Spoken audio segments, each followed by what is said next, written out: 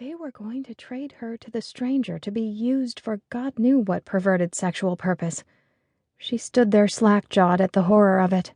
She wanted to wake up from this nightmare, safe in her own bed. Wanted all of it to have been a warped dream she told her girlfriends about after one too many glasses of wine at the pub.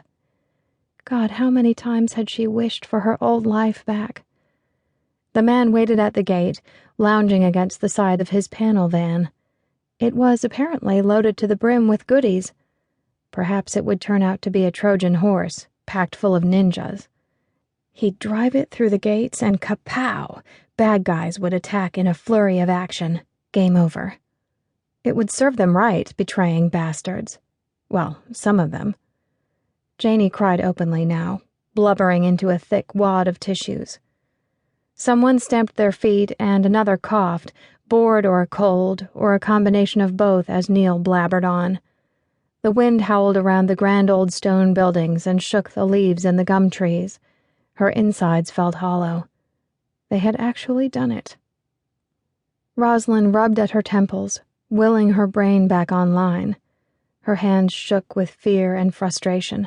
What fuckery was this? The whole world had gone mad. Meanwhile, Neil still droned on. He said you'd be treated decently. Neil studied his sturdy brown shoes, the wanker. Something inside her broke. Roslyn balled her fist and swung wild, giving it everything she had left in her.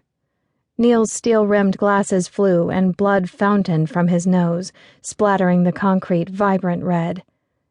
The color was stark and beautiful against the dull gray.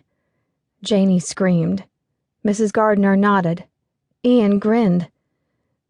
Roslyn's hand throbbed, but satisfaction slid through her. She'd never hit anyone before. She abhorred violence, normally, though this was all good. Gah! Neil grabbed Janey's bundle of soggy tissues and stuffed them beneath his nose. He bared his teeth at Roslyn like an animal. An animal in a worn tweed jacket and mission brown slacks. When he spoke, his voice was muffled, heavy. Exactly what I've been saying. You're out of control. No group-mindedness. Right. Time to go. Roslyn shoved a hand into her pocket, reassuring herself that her reading glasses were there. There was nothing else she needed from the storeroom she'd called home.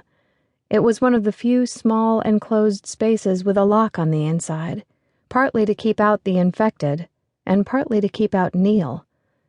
If group-mindedness involved sacrificing herself to him, forget it. He was really bleeding. She smiled, pleased on one count at least. Roslyn turned and took her first slow steps toward the gate, nursing her hand to her chest.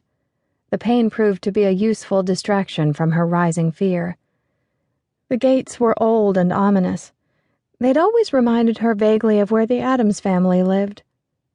What was left of the world outside? Neil raged on behind her. Soon enough, the cold wind carried his voice far, far away. The man at the gates watched her progress with eagle eyes. Roslyn averted hers and studied the cracked asphalt driveway. Already weeds were growing through. Wouldn't take long for Mother Nature to reclaim what she'd lost. Heroines in books always held their heads high, but it took her a while to find the courage. When she finally looked up, the man straightened, pushing off from the van.